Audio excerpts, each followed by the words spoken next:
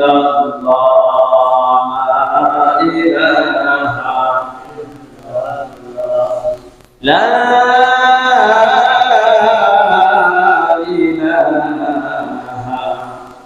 ইল্লাল্লাহ মুহাম্মাদুর রাসূলুল্লাহ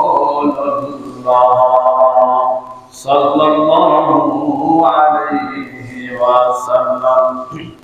আলহামদুলিল্লাহ, মহান রব্বুল আলামিনের দরবারে লাখো কোটি শুকর যে আল্লাহ রব্বুল আলামিন আজ পবিত্র জুমার দিন আল্লাহ রব্বুল আলামিনের মহান হুকুম জুমার নামাজ আদায় করার জন্য আল্লাহ পাকের ঘর মসজিদে আসার বসার তৌফিক দান করেছেন। সেই মহান স্রষ্টার দরবারে শুকরিয়া আদান সকলে করি। লাখো কোটি দরুদ ও সালাম বর্ষিত হোক আমার আপনার প্রিয় নবী মুহাম্মদুর রাসূলুল্লাহ সাল্লাল্লাহু আলাইহি ওয়াসাল্লামের উপর। আল্লাহ রাব্বুল আলামিনের পক্ষ থেকে যা কিছু হয় বা না হয় সব কিছু আল্লাহ পাকের ইচ্ছা অনুযায়ী হয়। আল্লাহ তাআলা যা ভালো মনে করেন তাই হয়। এখন বৃষ্টি হচ্ছে, অনেক মানুষ হয়তো তাদের মন বেজার, কিন্তু আল্লাহ তাআলার সিদ্ধান্তের বাহিরে কোনো কিছুই করা যায় না। কিন্তু যারা ঈমানদার, যারা পরকালকে বিশ্বাস করে, এই বৃষ্টি বাদল অপেক্ষা না করে আল্লাহ রাব্বুল আলামিনের হুকুমকে প্রাধান্য দিয়ে মসজিদে তারা চলে আসে। কারণ এই দুনিয়ার সুখ শান্তি ক্ষণস্থায়ী, পরকাল হচ্ছে চিরস্থায়ী। এজন্য পরকালের দিকে যাদের নজরদারি আছে, ঝড় তুফান বৃষ্টি এগুলো উপেক্ষা না করেও আল্লাহ পাকের হুকুমকে তারা প্রাধান্য দেয়। আমরা গত দুই জুমা যাবত আলোচনা করতেছিলাম সূরাতুন নামল থেকে, আমরা তাফসীর শুনতেছিলাম।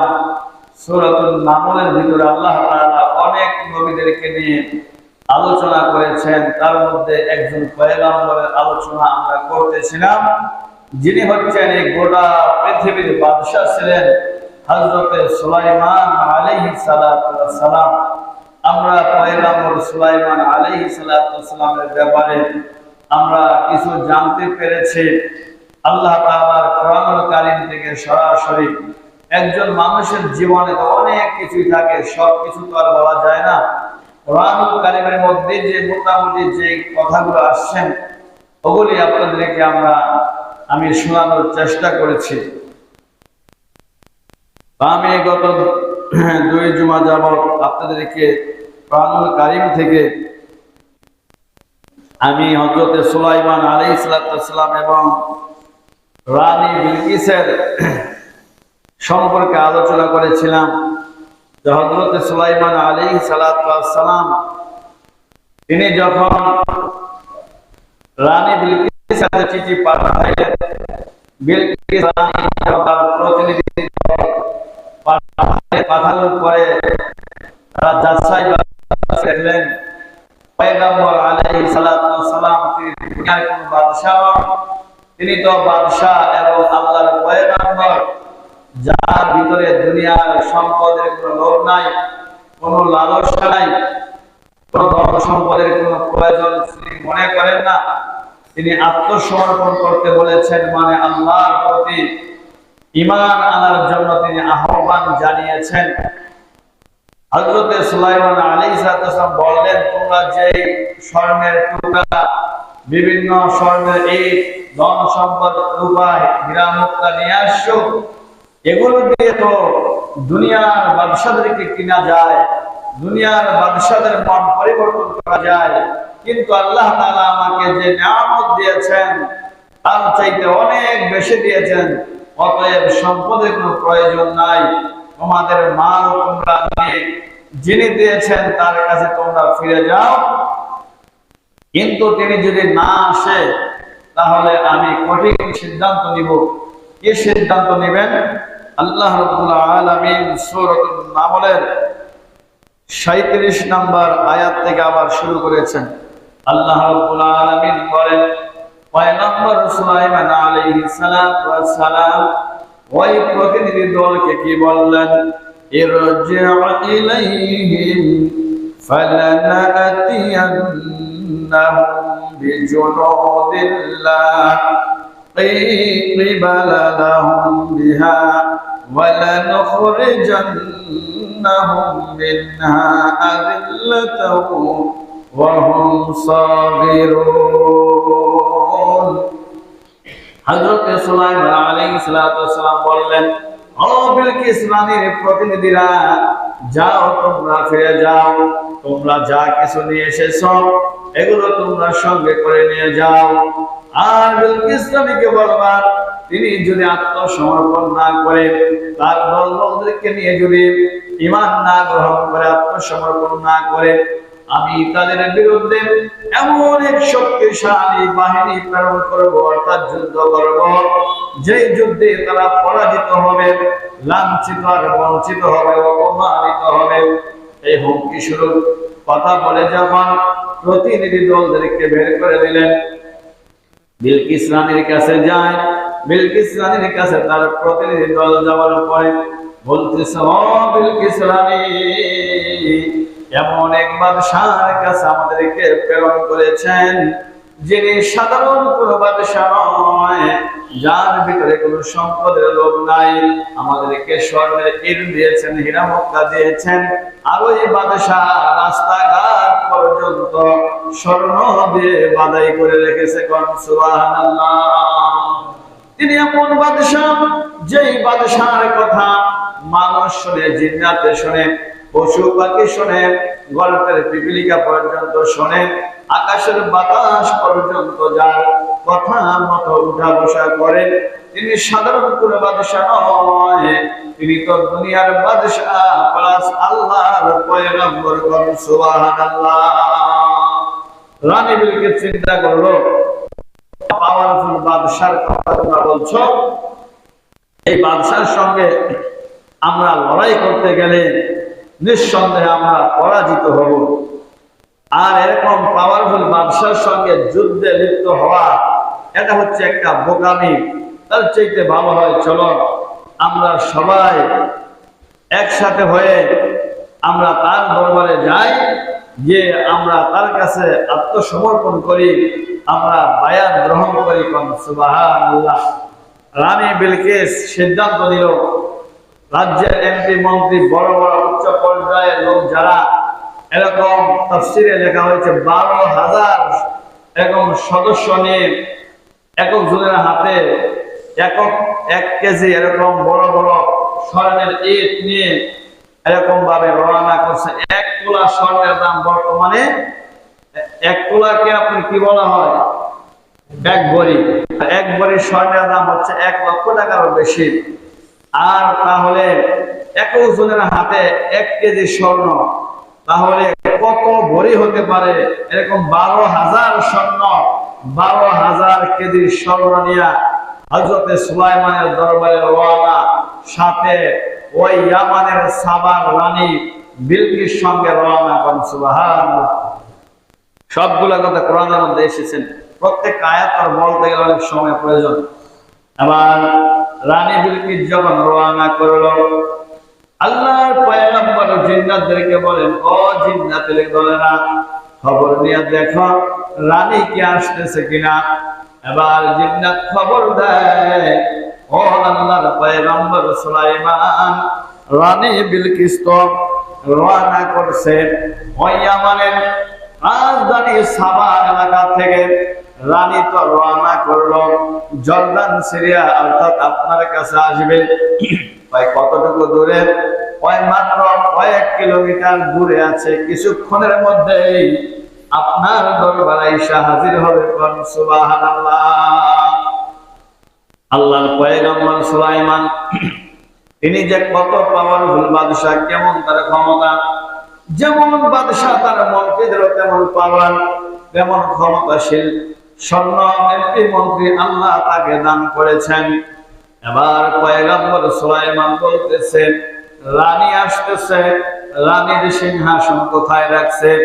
ওই পয়গম্বর, ওই রানী বিলকিস এরকম 7টা বাউন্ডারির ভিতরে তার সিংহাসনকে তালাবদ্ধ করে আশেপাশে শত শত প্রহরী ফিট করে রেখেছে।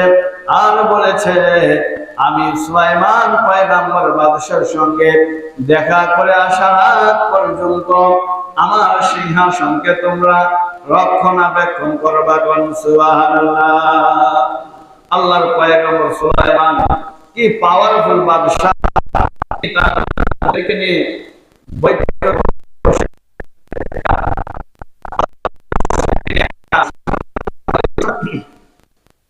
আল্লাহ রাব্বুল আলামিন সূরাতুন নামলের 38 নম্বর আয়াতের ভিতরে বলেন, হযরত পয়গম্বর সুলাইমান কি ঘোষণা দিলেন? ক্বালা ইয়া আইয়ুহাল মালাউ আইয়ুকুম ইয়াতিনি বিআরশিহা ক্বাবলা আন ইয়াতুনি মুসলিমিন। হযরত পয়গম্বর সুলাইমান বললেন, তোমাদের মধ্যে এমন কি আছো যারা বিলকিস মাত্র কয়েক কিলোমিটার দূরে, এই রানী আমার দরবারে আসার আগে তার সিংহাসন আমার সামনে আমি দেখতে চাই। কোন সুবহানাল্লাহ। এটাকে সাধারণ বিষয় মনে করছেন? একটা রাষ্ট্র থেকে আরেকটা রাষ্ট্রে তার রাজ সিংহাসন তার তালাবদ্ধ অবস্থায় রয়েছে, ওখান থেকে উঠায়া অল্প সময়ের মধ্যে নিয়ে আসবে, এটা কেমন শক্তির প্রয়োজন? সাধারণ কোনো ব্যাপার বলেন? এখন যদি বলে, আমি যদি বলি কে আছো, এই আপনার ফিলিস্তিনের বাইতুল মুকাদ্দাসটা এই কয়েক সেকেন্ডের মধ্যে আমার সামনে এনে দিবা, এটা অনেক কঠিন কাজ না? বলেন আমার ভাইয়েরা, পয়গম্বর বাদশা যেমন শক্তিশালী, আল্লাহ তার আশপাশের লোকদেরকেও এমন শক্তিশালী করেছেন। প্রায় 2500 বছর বয়স একটা জিন, যার নাম হলো ইফরিত। এই জিন কি বলল শোনেন। আল্লাহ পাক সূরাতুন নামলের 39 নম্বর আয়াতে বলেন, ওই জিন্নাতের দ্বারা কি বলল? ক্বালা ইফরিতুম মিনাল জিন্নি আনা আতিকা বিহি ক্বাবলা আন তাকুমা মিন মাকামিক ওয়া ইন্নী আলাইহি লাকাবিয়্যুন আমিন। ও পয়গম্বর বাদশা, আমার কাছে এমন ক্ষমতা আছে গো, আপনি যে মজলিসটা আরম্ভ করলেন, আপনি যে সংসদ বসলেন, এই সংসদ থেকে উঠার আগেই আমি ওই রানীর সিংহাসন আপনার সামনে এনে হাজির করবো। সুবহানাল্লাহ। বলতেছে যে আপনি জিজ্ঞাসা করার জন্য আমাদেরকে ডাকলেন, এখানে বসলেন না চেয়ারের মধ্যে, এই মধ্যে তো শেষ হবে, কিছু শেষ হয়ে যাবে, চেয়ার থেকে উঠবেন তার আগেই আমি উঠবেন তার আগে আমি আপনার কাছে এনে দিব। মজলিস শেষ হতে একটা সময় লাগে, তাই না? আপনি খালি উঠবেন আর বসবেন, এর মাঝখানে দেখবেন আমি ইনশাল্লাহ নিয়ে আসবো। এই ব্যাপারে আমি অনেক শক্তিবান। পয়গম্বর চিন্তা করলেন, আমি পরামর্শ মজলিস শেষ করব, এরপরে আবার দাঁড়াইবো, আবার বসবো, এটা তো অনেক সময়ের ব্যাপার, কয়েক মিনিটও লাগতে পারে। পয়গম্বর বলে, না না না, আমি তার চাইতে দ্রুত আমি ওই রানীর সিংহাসন আমার দরবারে দেখতে চাই। কারণ সুবহানাল্লাহ। আমার ভাইয়েরা, এমনিতেই একজন মানুষ যিনি হযরত সুলাইমান আলাইহিস সালামের খালাতো ভাই, তিনি ওই দরবারের মন্ত্রী ছিলেন। এই মানুষ তিনি কি বললেন? আল্লাহ তাআলা তার পরের আয়াতে, অর্থাৎ 40 নম্বর আয়াতে সূরাতুন নামলের ভিতরে আল্লাহ জানায় দিলেন ওই মানুষটা কি বললেন। তিনি বললেন, লাল্লাযী ইনদাহু ইলমুম মিনাল কিতাবি আনা আতিকা বিহি ক্বাবলা আন ইয়ারতাদ্দা ইলাইকা তারফুক বলে, ও পয়গম্বর, আমি তো মানুষের পক্ষ থেকে আমি দাঁড়াইলাম, এর আগে তো আপনি জিন্নাতের কথা শুনলেন। তিনি সময় চেয়েছেন, মজলিস শেষ হবে, এরপরে আপনি দাঁড়াইবেন, আবার বসবেন, এর মধ্যে নিয়ে আসবেন, কিন্তু অনেক সময় দেখে আপনার সহ্য হয় নাই। আমি মানুষের পক্ষ থেকে বললাম, আপনার দাঁড়াইতেও হবে না, আপনার বসতেও হবে না, মজলিসও শেষ করার প্রয়োজন নাই।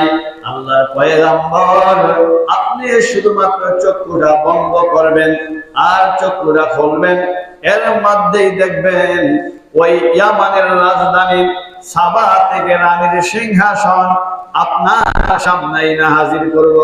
সুবহানাল্লাহ। বলতেছে, আপনার চোখের পলকটা ফেলবেন আর খুলবেন, চোখ বন্ধ করবেন আর চোখ খুলবেন, তাকায় দেখবেন রানীর সিংহাসন আপনার সামনে হাজির করুন। আল্লাহু আকবার। বলতেছে, বালাম্মা রাআহু মুস্তাকিল্লান ইনদাহু, বলছে যে আমার কাছে কিতাবের ইলম আছে। কিসের ইলম? মানে আল্লাহ তাআলা ইলমে ওহী, কোরআন হাদিসের যে জ্ঞান, এই জ্ঞান আমার কাছে আছে।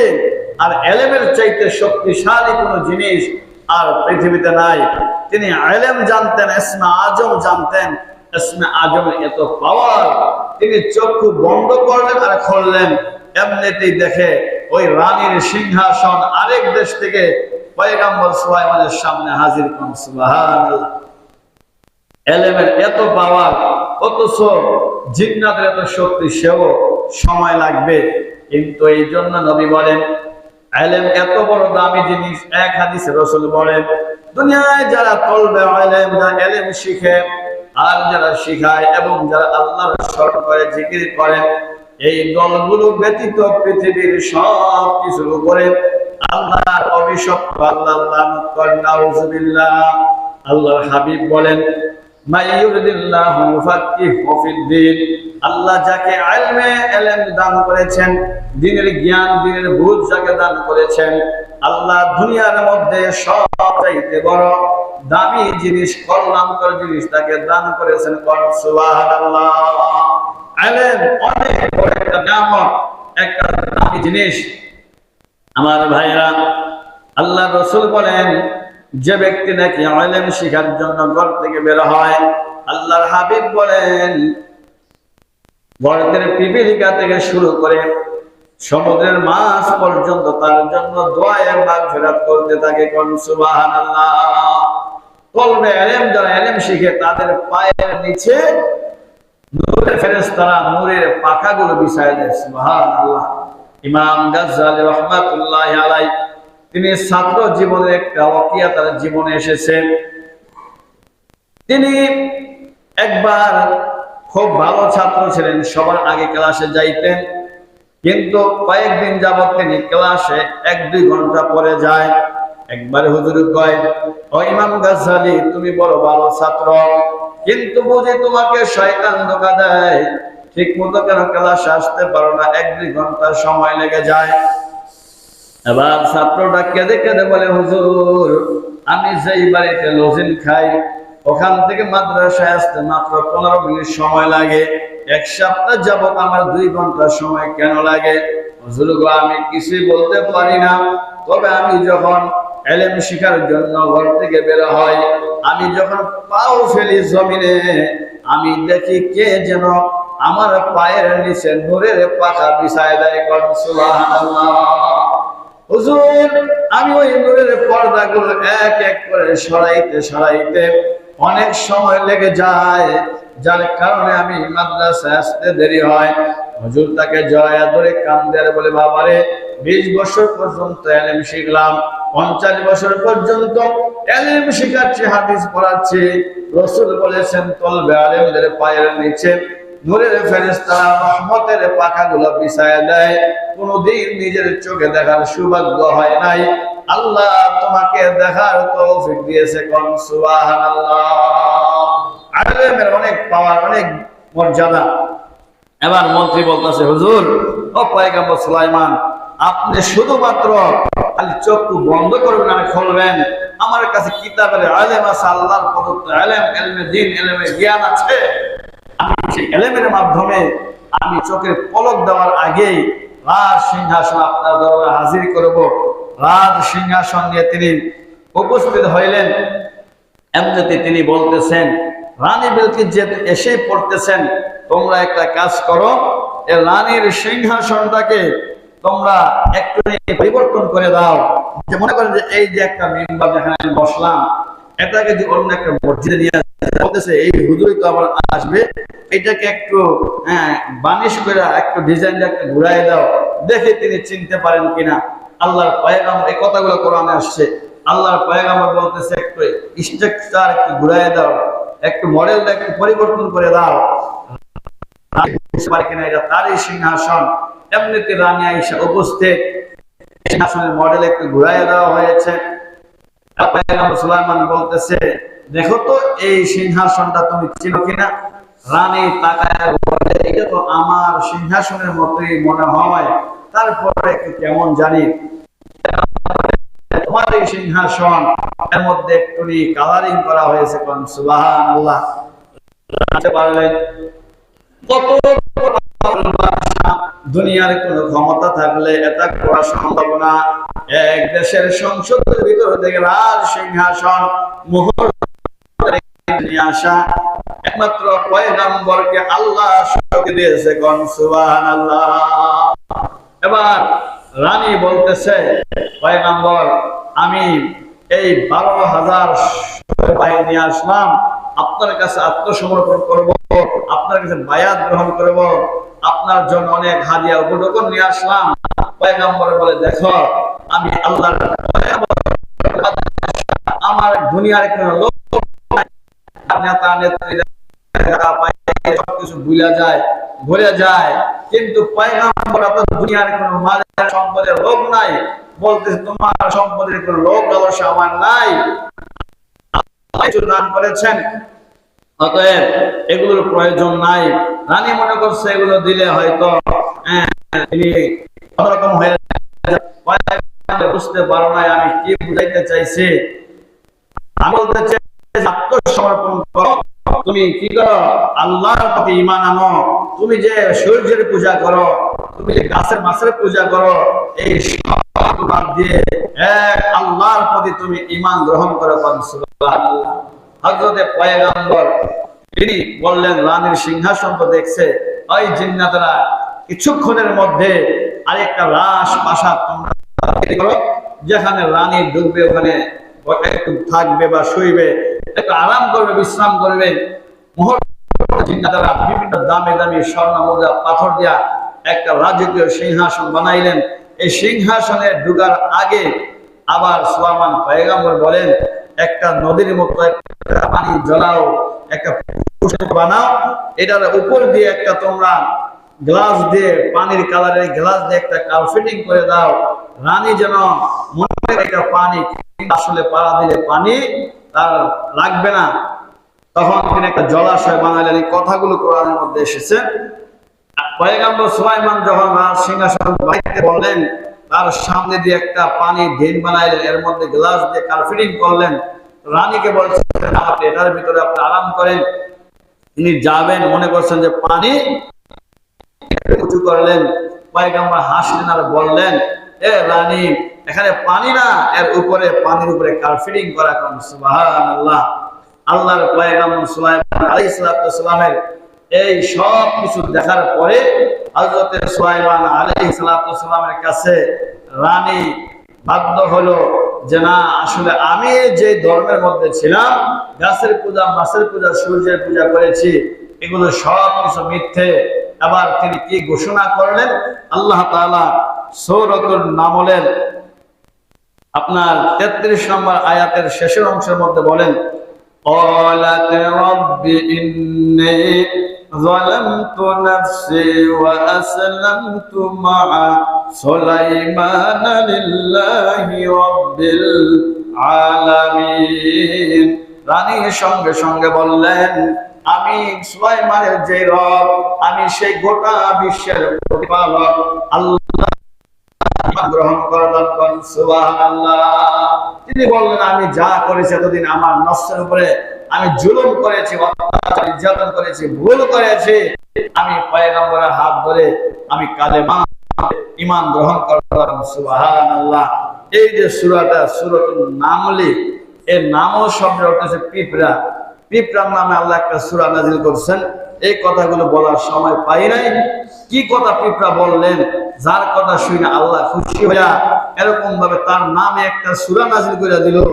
এই আলোচনা ইনশাআল্লাহ আগামী জুমায় হবে। আল্লাহ তৌফিক দান করুক। ওয়া আখিরু দাওয়ানা আলহামদুলিল্লাহি রাব্বিল আলামিন। তা সুন্নাত পড়েন না, সুন্নাত নষ্ট করে দেন।